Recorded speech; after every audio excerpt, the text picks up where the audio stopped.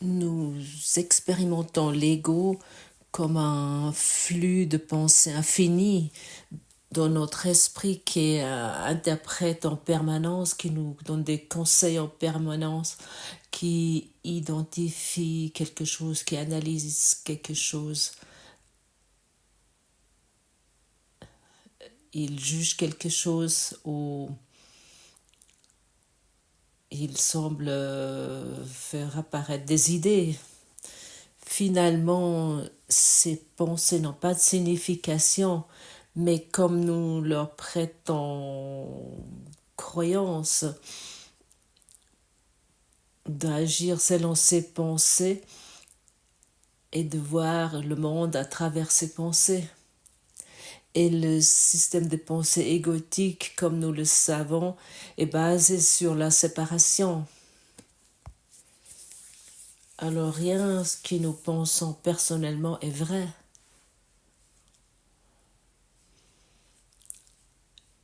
Et finalement de croire ces pensées et les écouter, on ne peut pas dire autrement, c'est de l'ignorance. Car nous entendons quelque chose qui n'est pas vrai, mais nous croyons ce que nous entendons. Et ça, c'est la folie. C'est simplement l'insanité que nous n'avons pas encore vérifié autant que nous croyons à cela. Et nous agissons à travers cela. Et chaque action que nous pratiquons sur cette base égotique apporte plus d'actions ignorants qui sont basées sur l'ignorance. Alors, l'ignorance n'est pas la culpabilité.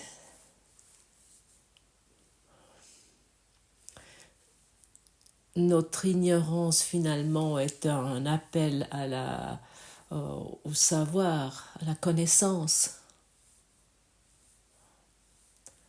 Pour cette raison, le cours est venu à nous. Nous avons déjà essayé beaucoup de choses et cet appel de la connaissance, d'appel à la connaissance que ce cours nous transmet, auquel nous commençons à croire pas par pas et que nous allons ainsi expérimenter un nouveau monde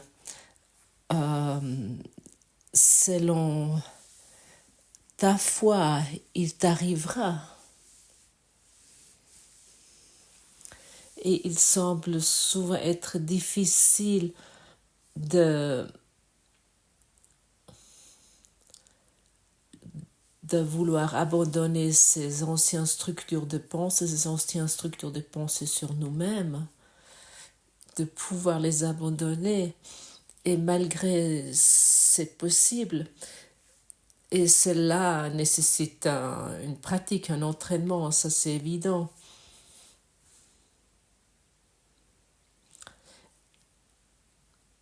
Et bien sûr, c'est notre Saint-Esprit, ton Saint-Esprit, qui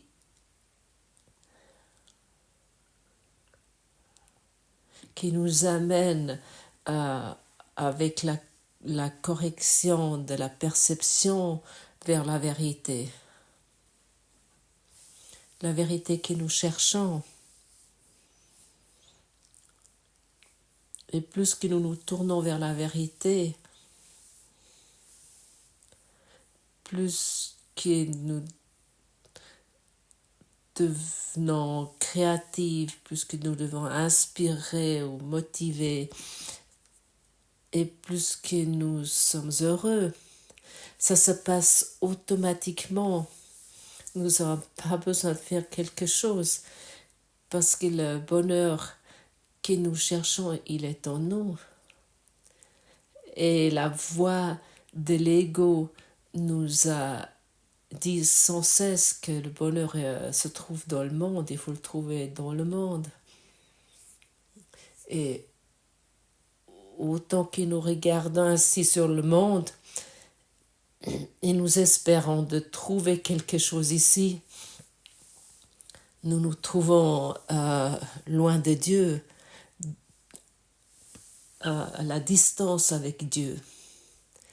La distance de Dieu est appelée dans le cours le péché, c'est appelé l'insanité. Parce qu'en vérité, nous ne pouvons jamais être distants de Dieu, nous ne pouvons jamais être loin de Dieu. Dans le passé, ce mot péché m'a totalement découragée. Je pense, à nouveau cette expression ancienne, cette expression chrétienne, je ne veux plus rien voir avec cela. J'ai tellement entendu cela comme petit garçon, que je suis un pécheur, que je suis mauvais, que j'ai ici et là fait une erreur. Et le curé sans cesse parlait des pécheurs. Et je me suis dit, oulala, je vais finir dans l'enfer. Et je voulais plus rien entendre cela, juste que j'ai compris. Ok, dans le sens initial, ça signifie ce mot d'être loin de Dieu. Et cela, je peux accepter. Parce que chaque pensée particulière, personnelle que je pense, et chaque plaisir, chaque bonheur que j'essaie de trouver dans le monde signifie la distance de Dieu. Ça veut dire que je cherche sans Dieu quelque chose que je ne peux pas trouver. Autant que je cherche sans Dieu, je ne peux pas trouver. Et les illusions vont disparaître si nous reconnaissons cela. Lorsque nous arrêtons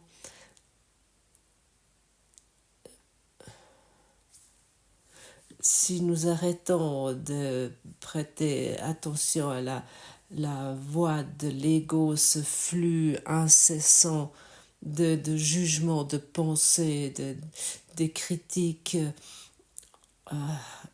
si nous abandonnons cela, Dieu nous vient plus près et nous ne pratiquons plus cette distance de Dieu.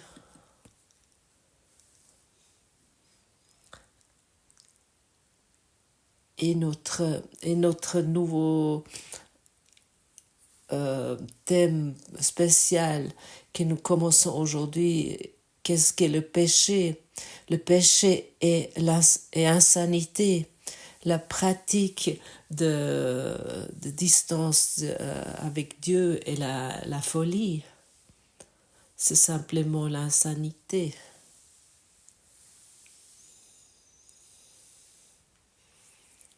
On pourrait se poser la question, pourquoi nous faisons cela sans cesse? Parce que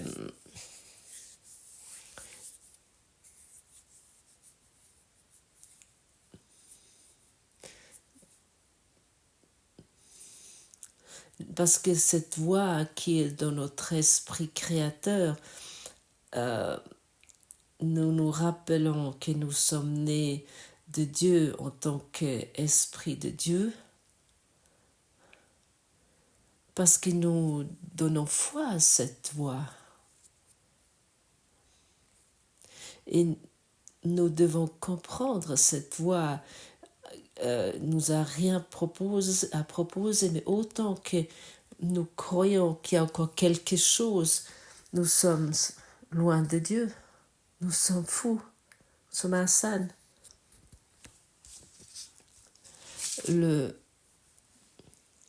C'est le moyen par lequel le péché insanité, c'est le moyen par lequel l'esprit s'est rendu fou et cherche à laisser les illusions prendre la place de la vérité.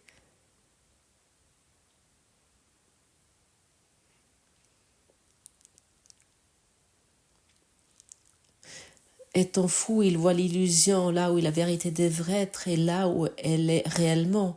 C'est le péché qui a donné des yeux au corps, car ceux qui sont sans péché voudraient voir. Quel besoin ont-ils de vue, de son et de toucher? Que voudraient-ils entendre ou tenter de saisir?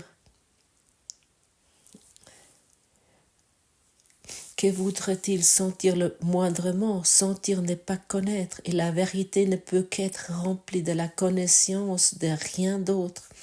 Et ainsi, le péché a donné des yeux au corps. Cette distance avec Dieu a donné au monde une réalité, a rendu ce monde réel. Et Jésus appelle ça le rêve où nous nous sommes perdus nous-mêmes.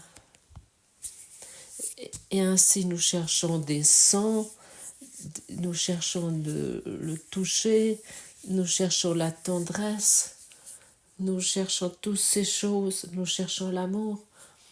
Nous savons que l'amour existe et nous savons que la tendresse de Dieu existe. Nous savons que le bonheur existe, que la joie illimitée existe. Tous ces souvenirs sont encore en nous. Mais comme l'ego sait que nous ne serons pas satisfaits avec une dépression permanente, il nous donne quelques miettes de pain. Et nous croyons ainsi, maintenant nous avons réussi quelque chose.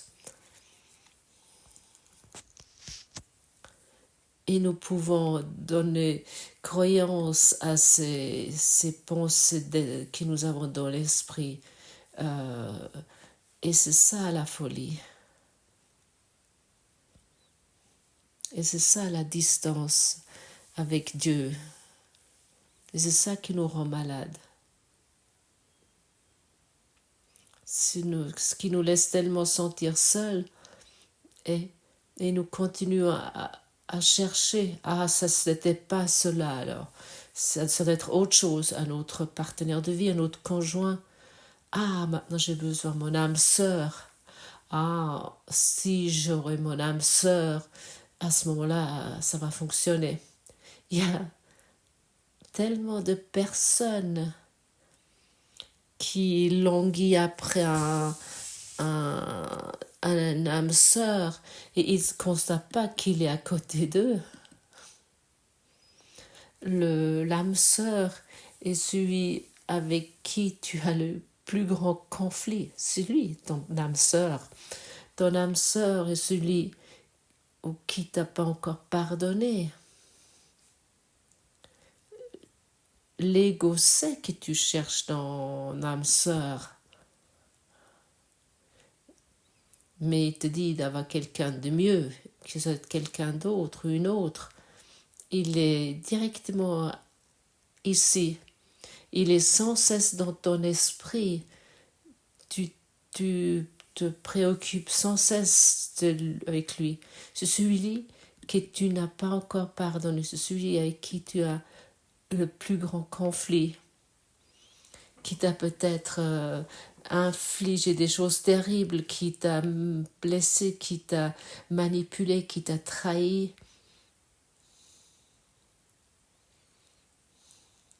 Qui t'a rejeté, etc. C'est ça. C'est lui, ton âme sœur. Alors, tu ne cherches plus, tu l'as trouvé. Alors, tu n'as pas besoin de participer à des groupes d'échange où tu peux trouver ton âme sœur. Tu l'as trouvé maintenant, enfin. Mon âme sœur est là. La distance avec Dieu est terminée, la folie est terminée, toute l'insanité se termine, toute la quête se termine. Enfin, je trouvais. Enfin, je peux aimer mon âme sœur.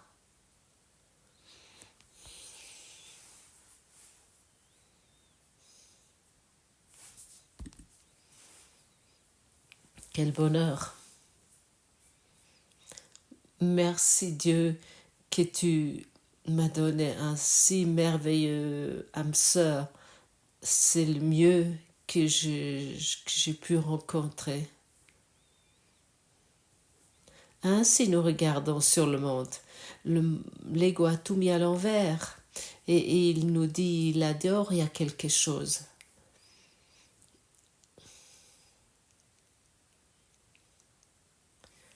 Et nous essayons de mettre les illusions dans la vérité. Nous essayons de rendre la vérité réelle où elle ne peut pas être. Et ensuite, nous essayons de trouver des vues particulières, des contacts particuliers et des sensations particulières. Sentir, ce n'est pas reconnaître. Le corps est l'instrument que l'esprit a fait dans ses efforts pour se tromper lui-même. Maintenant, tu sais ce qu'est le corps. Nous entendons ces mots et continuons à lire. Et il y a une phrase dans le passage 2. Le corps est l'instrument que l'esprit a fait dans ses efforts pour se tromper lui-même. Tout est dit dans une seule phrase. Cette seule phrase peut terminer tout ton effort, toute ta quête. Ça peut terminer, il peut se terminer ici et maintenant. Et comme déjà mentionné souvent ici, le corps est une projection et pas un fait. C'est une enveloppe vide. Il n'y a pas un intervenant, il n'y a pas quelqu'un qui agit. Trouve cela pour toi et tu seras libre. Et tu sais très clairement qu'il n'y a pas d'intervenant. Tu sais que c'est vrai. Par exemple, hier, dans mes choses qu'il y avait à faire, je traversais, j'étais dans un centre commercial et j'ai vu des non-intervenants. Et ils étaient en train de faire des courses, et ils étaient en train de discuter, et les chariots de commission étaient pleins, ils étaient à la caisse, et certains ils étaient pressés, d'autres ils étaient cool. Il y avait des chariots qui étaient remplis à bord et les autres étaient vides, presque vides, et chacun a acheté quelque chose de particulier avec son argent qu'il a gagné ou avec son argent qu'il a gagné péniblement. Il est à la caisse. La caissière parle et elle est elle est enchevêtrée dans un flux monotone où il y a des centaines de clients passent à côté d'elle et ce scanner qui bip sans cesse qui se passe avec chaque marchandise, et partout il y a des gens qui ne sont pas en train de faire quelque chose au fond. Les enfants qui courent encore à gauche, à droite, eux, ils savent encore le mieux qu'ils ne sont pas en train d'intervenir. Par exemple, lorsqu'ils sont vraiment totalement dans un jeu ou quelque chose, et c'est intéressant de se mettre là-dedans. À ce moment-là, le corps n'est plus un instrument de séparation. Tu peut quasiment l'observer. Tu observes à ce moment-là, tu observes ton corps comme tu observes d'autres corps. Parce que tu te prends plus aussi important. Et à ce moment-là, tu es proche de Dieu au lieu d'être loin de Dieu. L'importance perd. Qu'est-ce que c'est merveilleux! Et à quelque part, au fond de toi, tu sais que c'est ainsi. Comment autrement tu pourrais écouter ces mots aujourd'hui? Et peut-être écouter ça avec étonnement et de sentir oui, il y a quelque chose, même si je ne comprends pas totalement, mais il y a quelque chose de vrai.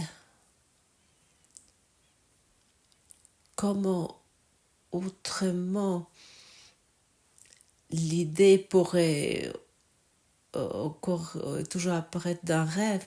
Qu'est-ce qui se passe dans un rêve? Qu'est-ce qui se passe dans un film de cinéma?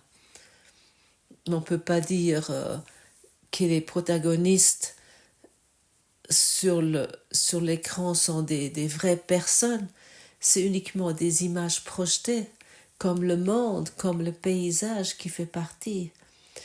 Et oui, et puis à propos, l'acteur, prenant Brad Pitt ou George Clooney, ces acteurs, pendant qu'ils tournent un film, ils ont un certain rôle, ils jouent un rôle, mais ils savent qu'ils ne sont pas ce rôle. Mieux que les acteurs sont, plus que les gages sont élevés, et plus que le rôle semble authentique pour le spectateur. Et nous croyons à ce moment-là vraiment que Brad Pitt est un criminel ou un sauveur ou un héros ou un escroc ou un homme romantique. Il joue cela tellement bien que nous le croyons dans cet instant. Mais Brad Pitt, il est totalement conscient qu'il n'est pas ce criminel ou cet escroc. Il joue un rôle. Il prend ce rôle. Et il sort de ce rôle lorsqu'il retourne dans sa vie privée. Ainsi, nous avons pris un rôle dans ce spectacle pour pratiquer la distance avec Dieu. Le corps est l'instrument que l'esprit a fait dans ses efforts pour se tromper lui-même. Son but est de s'efforcer. Or, le but de ses efforts peut changer, et maintenant le corps met ses efforts au service d'un autre but.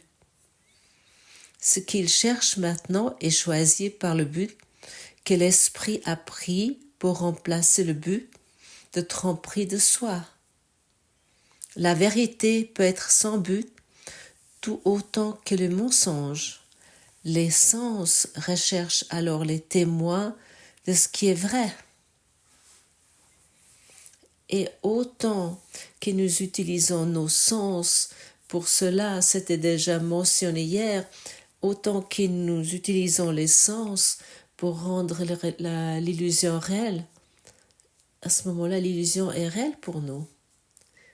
Regarde, le monde existe, tout cela où je me trouve existe et ce n'est pas mis en question. Mais si nous abandonnons à cette éducation d'esprit,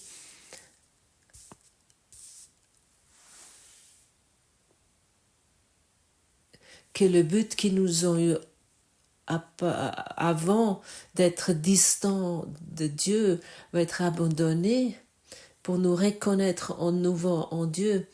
Et plus que nous abandonnons les illusions, plus que nous devenons proches à Dieu. On pourrait dire, fais un pas vers Dieu il va s'approcher des 1000 pas à toi, par exemple.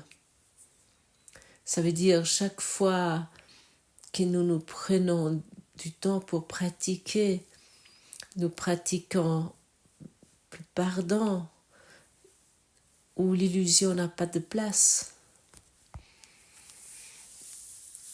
Et ainsi, on pourrait dire dans le passage 3, la distance de Dieu est la demeure de toutes les illusions. Le péché est la demeure de toutes les illusions. Et chaque fois que tu découvres pour toi, je suis à nouveau dans la pratique de distance de Dieu, je peux changer, tu peux changer mon but et je peux me souvenir à la leçon 251. Je n'ai besoin de rien sauf la vérité. J'ai cherché de nombreuses choses et trouvé le désespoir. Maintenant, je n'en cherche qu'une, car en celle-ci, il y a tout ce dont j'ai besoin et seulement ce dont j'ai besoin. Tout ce que je cherchais auparavant, je n'en avais pas besoin et n'en voulais même pas. Mon seul besoin, je ne le reconnais pas. Mais maintenant je vois que j'en ai besoin que la vérité. En elle, tous les besoins sont satisfaits, tous les soifs prennent fin, tous les espoirs sont finalement comblés et les rêves ont disparu. Maintenant, j'ai tout ce dont je pourrais avoir besoin. Maintenant, j'ai tout ce que je pourrais vouloir. Et maintenant, enfin, je me trouve en paix. Et nous voulons orienter notre esprit vers cela. Je n'ai besoin de rien sauf de la vérité. Nous n'avons même pas besoin de chercher la vérité, parce qu'elle nous entoure en chaque instant. Nous sommes nés de la vérité. L'amour. Mais autant que tu cherches la vérité, tu dois savoir que tu cherches des illusions, que tu pratiques la distance de Dieu. La vérité est maintenant disponible et tu n'as besoin de rien sauf de la vérité. Et comme proposé maintenant ici, tout est donné, tout ce que tu as soif, tous tes besoins et encore plus vont être satisfaits. Et peut-être tu crois que Dieu ne sait pas quels sont tes besoins. Oui, il le sait. Le bonheur, la joie, la beauté, la paix. Et si tu vibres dans cela, tout va venir vers toi, tout ce qui est, on pourrait dire ce qui est semblable, attire ce qui est semblable. Tu n'as plus besoin de te préoccuper comment tu vas avoir de l'argent pour payer ton loyer. Tu n'as plus besoin de te préoccuper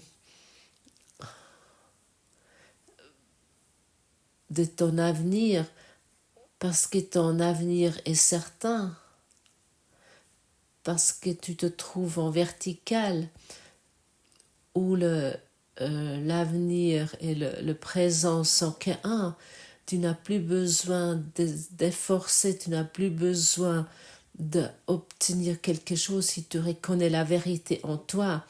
Et encore une fois, il soit dit, tous tes besoins vont être satisfaits.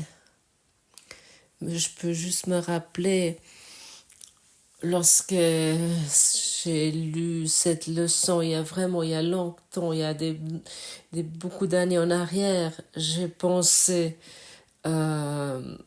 ok, bien, j'ai besoin de rien sauf la vérité, mais j'ai encore besoin de l'argent. Et avec un esprit de manque, avec cet esprit de manque, j'ai cru que j'ai encore besoin de l'argent. et j'ai ici et là, et puis c'est encore ce job-là, et encore ci et ça, et je ne sais plus quelles idées j'avais encore. Et pour moi, l'argent est vraiment un enseignant zen, on pourrait dire, comme pour toi aussi. Et l'argent me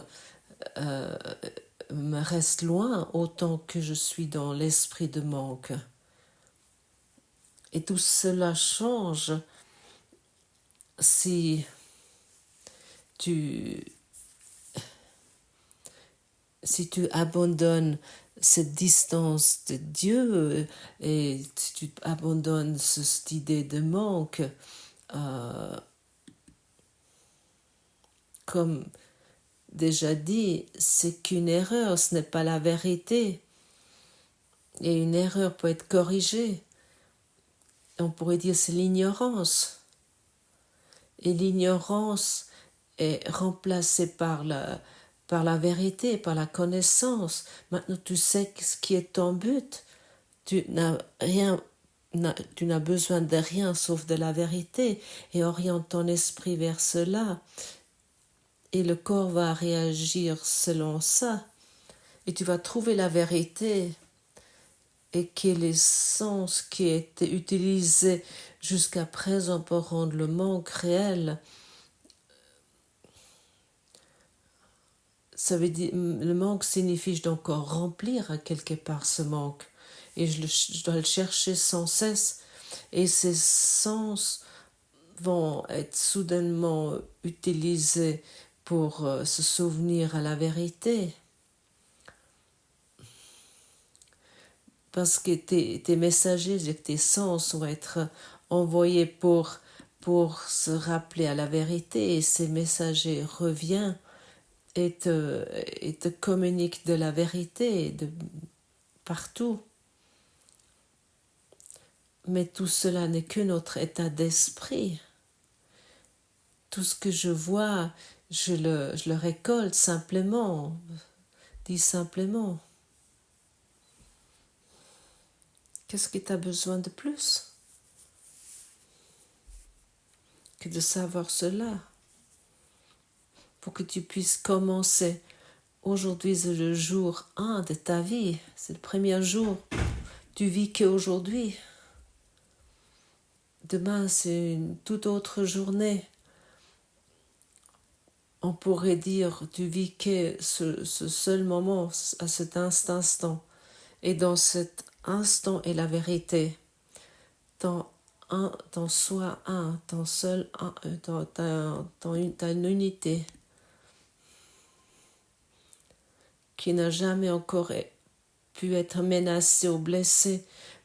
Nous sommes uniquement menacés dans des illusions et nous sommes uniquement blessés et attaqués dans des illusions. Enfin, nous abandonnons cette folie. Heureusement, c'est ainsi. Namasté.